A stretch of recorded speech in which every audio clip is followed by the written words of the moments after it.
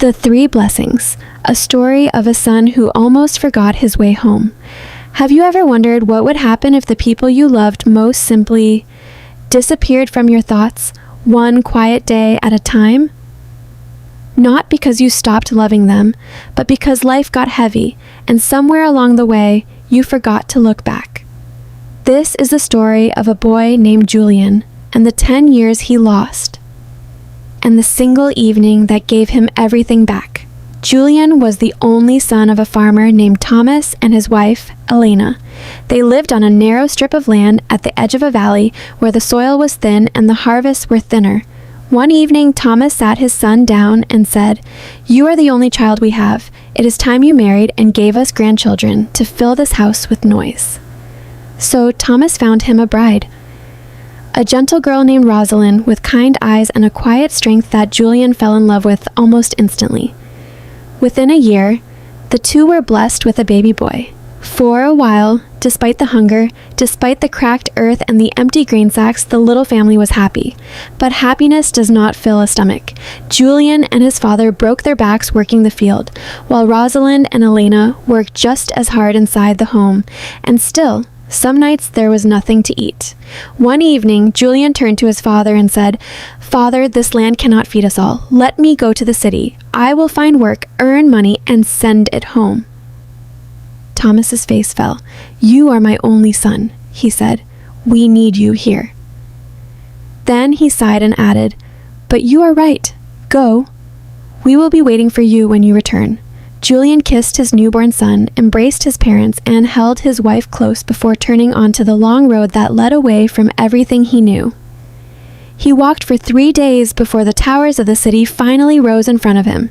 He knocked on the first grand door he saw and asked, "Do you have any work for me?" The man inside shook his head. "No, friend, nothing here." Door after door, the answer never changed. No work, no work, no work. Starving and exhausted, Julian began to wonder if he would die on a stranger's doorstep before he ever found a single coin. Then, as the sun began to set, he came upon an old stone monastery at the edge of the city and knocked one final time. An elderly monk opened the door. "Please, Father," Julian begged, "let me work for you. Anything at all." The monk studied him and asked, "How long will you stay?" "Only a few months," Julian answered. "Then I must return to my family." The old man began to close the door, but Julian caught it and pleaded, "Please don't turn me away. I promise I will stay as long as you need me." Something in his voice made the monk pause. He smiled and said, "Come inside, my son." The work was not difficult, and the monks treated him with a warmth he hadn't expected. Julian worked hard, and they grew fond of him. Weeks passed, and then months. At first, he thought of his family constantly. Is my son crawling yet? Is my wife eating enough? Are my parents well? But slowly, the way a candle burns down without you noticing, those worries grew fainter and fainter until they were barely a whisper in the back of his mind. He was safe. He was fed. He was needed. The monks began trusting him with more. First small errands, then the monastery's accounts, then its entire treasury. The years slipped by unnoticed. One afternoon, while counting coins in a quiet stone room, Julian heard children laughing outside the window. He looked up. "I wonder if my boy is happy," he thought almost as an afterthought. Then, with a jolt, another question followed. How old would he even be by now? He stood and walked to the window. 4 years? 5? He counted on his fingers, and the number kept climbing until his hands went cold. 10 years. He had been inside these walls for an entire decade. The next morning, Julian stood before the monks, his voice shaking. "I have served you faithfully for 10 years, he said, "and never once asked for payment. But now I must go home to my family. Please give me what I have earned, and let me leave." The monks looked at one another and nodded slowly. "You have earned your freedom," the eldest said. "But first you must choose. Do you want your wages, or do you want our blessing?" Julian hesitated only a moment. "I want your blessing," he said, "but I also want my wages." The old monk chuckled. "We owe you 400 silver coins, but each blessing costs 100. Julian thought hard, then finally said, "Give me the blessings. They are worth more than gold." The first monk placed a hand on his shoulder and said, "Never stray from the road. Do not turn left, do not turn right. Walk only straight ahead." The second monk blessed him, saying, "Soon you will be a guest in someone's home. Obey your host and accept whatever is offered to you without question." The third monk placed his hand on Julian's head and said, "Never let anger control you. Always think before you act." Then they handed him 100 silver coins, and Julian walked out of the monastery gates for the first time in 10 years. Not long after, 2 travelers fell into step beside him on the road. "Walk with us," they said cheerfully. "The journey is always shorter with company." Julian agreed, and the 3 walked together until they reached a fork in the road. "Follow me," one of the men said. "I know a faster way." The other traveler followed him without hesitation, but Julian remembered the first monk's words, "Never stray from the road," and smiled politely. "I'm sorry, friends. I have to keep walking straight." He waved goodbye and continued on alone. He crossed a river, climbed a hill, and had barely reached the top when he heard screaming behind him. He turned to see the 2 travelers being attacked by bandits on the very path they had chosen. They cried out for help, but Julian thought, "If I go back now, I will die with them." He kept walking, shaken but grateful. The first blessing had saved his life. By the time night fell, Julian was exhausted, starving, and desperate for shelter. In the distance, he spotted a flicker of light. He hurried toward it and found a small cottage sitting alone on a hill. He knocked, and an old man opened the door with a wide, welcoming smile. "Come in, traveler," he said. Julian stepped inside, and the old man insisted, "Sit. Let me bring water to wash your feet." Julian felt embarrassed. Surely, he thought, this old man shouldn't be the one serving him. But then he remembered the second blessing, "Obey your host." So he sat still and let the old man wash his tired feet. Afterward, the old man clapped his hands, and a young woman entered carrying a plate of food. "Feed our guest," he told her. Julian noticed immediately that the girl was blind. The old man gently guided her toward him, and she fed him by hand. He ate everything, thanked them both, and fell asleep, sleeping soundly through the night.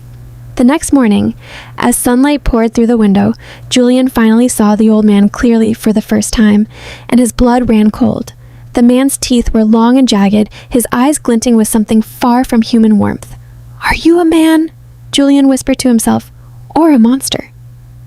The old man grinned wider. "You are lucky," he said.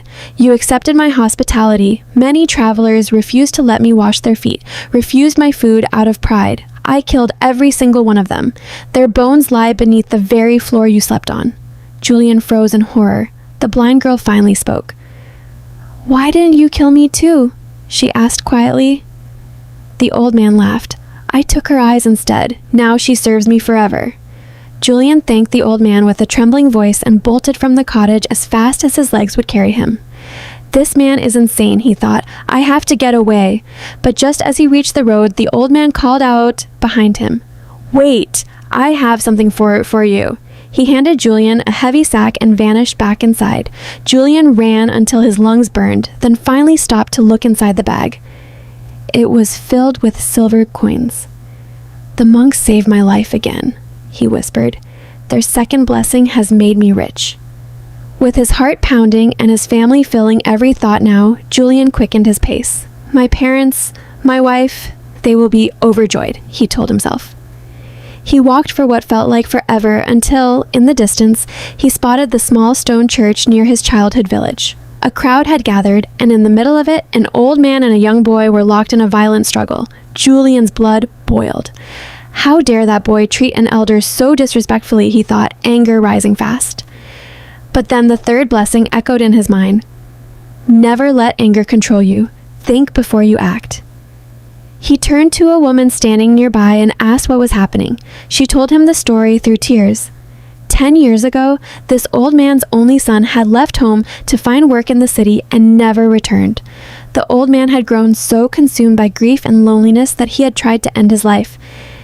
And now his grandson was desperately trying to stop him. Julian's heart shattered into pieces. "Oh, my father! Oh, my son!" he cried out, pushing through the crowd. He grabbed the boy's arm gently. "My son," he said, tears streaming down his face. The old man had collapsed to the ground, but Julian caught him, lifting him up. "Father," he whispered. The old man stared up at him, disbelieving. "Is it really you? Have you finally come home?" "Yes, father," Julian said, holding him tight. "I am never leaving again." Julian returned home that same evening to his parents, his wife, and the son, who was no longer a baby, but a boy who barely remembered his face. They wept when they saw him, tears of joy tangled with years of hunger and heartbreak. "You've come home," his mother cried, "but we have nothing left. We ate our last meal yesterday." Julian knelt down and opened the sack in front of them, silver coins spilling onto the floor, and added to it every coin the monks had given him. "I haven't come home to watch you starve," he said softly. "I've come home to make sure none of us ever suffers again. The monks blessed me, and because of that, we will never be apart, and we will never go hungry again."